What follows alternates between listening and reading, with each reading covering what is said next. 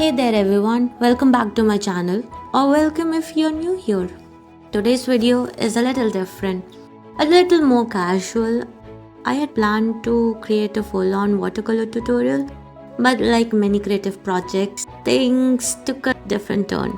So instead, this video is more of a relaxed paint along, a walkthrough of my process and the thoughts I had while painting this picnic spread scene.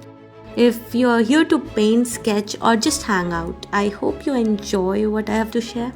I kept the tools simple, which is pencil, eraser, a sketchbook, a basic watercolor palette, a few brushes and some colored pencils for small fixes, but I didn't use them actually, but yeah, they were there. They helped me gain a little confidence, like okay, I can fix things, that's fine, even if things go bad, let's just do it. I also keep 2 jars of water nearby, one for warm tones and one for cool tones, which help keep the colors clean and crisp, and of course tissue paper to dab off excess water or correct minor mistakes. So here's how it started. I had this idea in mind, a cozy picnic flatlay scene filled with charming little objects. I actually started filming with the intention of doing a step-by-step tutorial, but somewhere between drawing the first draft and painting the final version, I forgot to record parts of the process. It happens. What you'll see in the video is actually the second version of the drawing, one that felt more complete and comfortable to go ahead with. While I missed capturing the initial sketch, I decided to go ahead with the painting and turn this into more of a storytelling session with like a story about me painting this painting, but yeah. Now let's talk about the composition. It's a top-down view, a flat lay of a picnic spread. I began with a blanket and added a checkered pattern to it. Then I filled it in gradually with picnic essentials, a sandwich plate, watermelon slices, strawberries, a book, pair of slippers, some gold rings, tissue box, some scattered wildflowers. I didn't overthink the arrangement. I just chose things that I thought like would look good, and I liked those things. Maybe I found them easy to paint also. I just asked myself, basically, what would I take on a picnic, and I just added those elements in. It's funny how something that sounds so simple, like sketching a cozy outdoor scene, can quickly turn overwhelming. When you think about all the little objects, there's positioning, proportions, and how they interact visually. It can feel like a lot. But I've learned a few ways to make it easier. First, think in small parts. I don't try to draw everything perfectly in one go. I break it down. Maybe I start with the sandwich plate, then move on to the watermelons, cold drinks, the bottles. One by one, they come together. That approach reduces the pressure and keeps the process enjoyable. So when I start painting, I always begin with light washes. This is a crucial part of my process now. For example, I'll use a very diluted green for the grass, a light wash of red or yellow for fruits and flowers, just to lay the groundwork. It helps me visualize the entire painting in a soft, manageable way.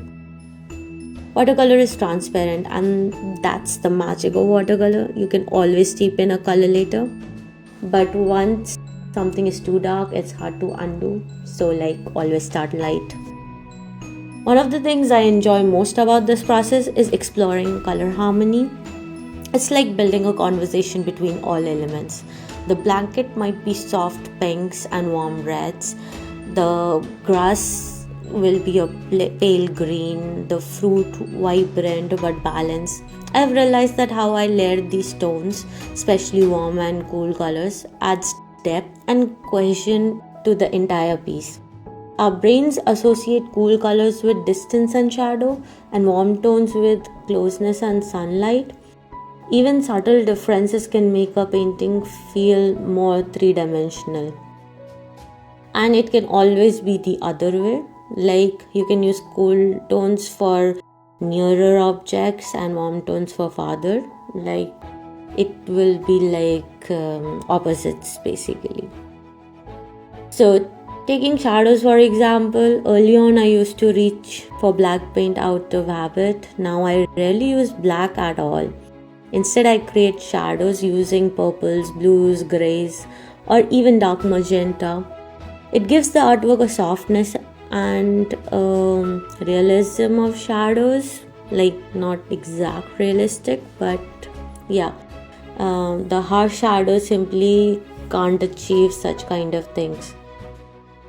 This painting was a great opportunity to practice that. I added shadows under the plates, the glass bottles, even under the flowers, using colors that are already present elsewhere in the composition.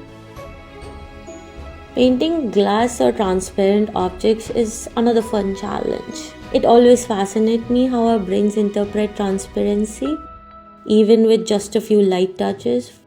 Like for example, for the juice bottles, I made sure to leave some white caps, unpainted paper to simulate reflection. I used faint washes of color to suggest the shape and content of the bottle, and it worked. It's a reminder that sometimes the hint of detail is more effective than fully spelling something out.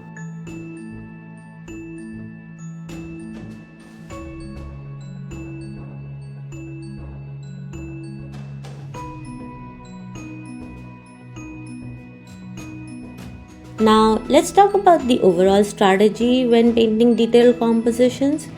If you've ever felt intimidated by busy scenes, whether it's a kitchen full of utensils or a picnic with scattered items, the key is to zoom in. Don't try to paint the whole picnic all at once. Instead, treat each section as a mini painting. Focus on the fruit plate, the slippers, the drinks. That way, the project feels manageable and you don't lose the joy of the process. I picked this habit up during my month-long watercolor challenge where I painted small pieces every day. The challenge taught me the value of showing up, working with limited time, and trusting that improvement will come naturally. It also made me more confident in drawing and painting small objects, even if they weren't perfect.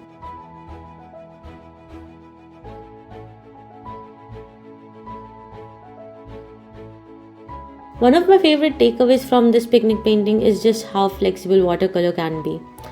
I didn't have to aim for realism. I wasn't trying to paint a photograph. This was about capturing a feeling, a slow afternoon, sunny weather, fresh fruits, and a quiet joy. It's about building a scene that feels personal, even if it's a little stylized or quirky or totally fictional. You don't need perfection to make something feel meaningful. If you try painting something like this, remember you can customize it however you like. Add cheese and wine if you want a fancier spread. Replace watermelon with grapes or toss in a guitar or a hat. It's your picnic, your moment. I chose elements that felt easy and fun to draw, and I followed the color palette that felt soothing and happy to me. At the end of the painting process, I usually take a short break and come back with fresh eyes. That helps me spot things I might want to change. Maybe a color needs adjusting or a shadow could be softer. But I also try not to be too harsh. It's easy to criticize your own work endlessly, especially if you're looking at it for a longer duration. But I remind myself this painting doesn't need to be perfect, it just needs to be honest.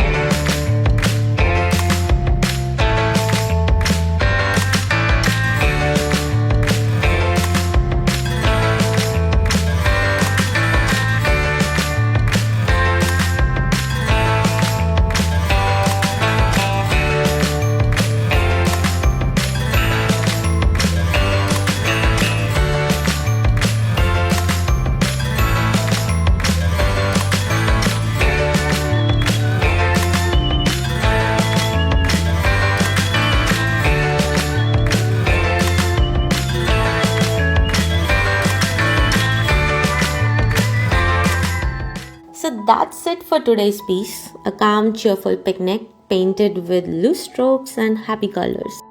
Thank you for spending time with me today. I hope this video inspires you to paint something joyful, to experiment without pressure, or maybe even to start your own relaxed art series. Let me know what you think in the comments and if you'd like more casual paint alongs like this one. Until next time, happy painting!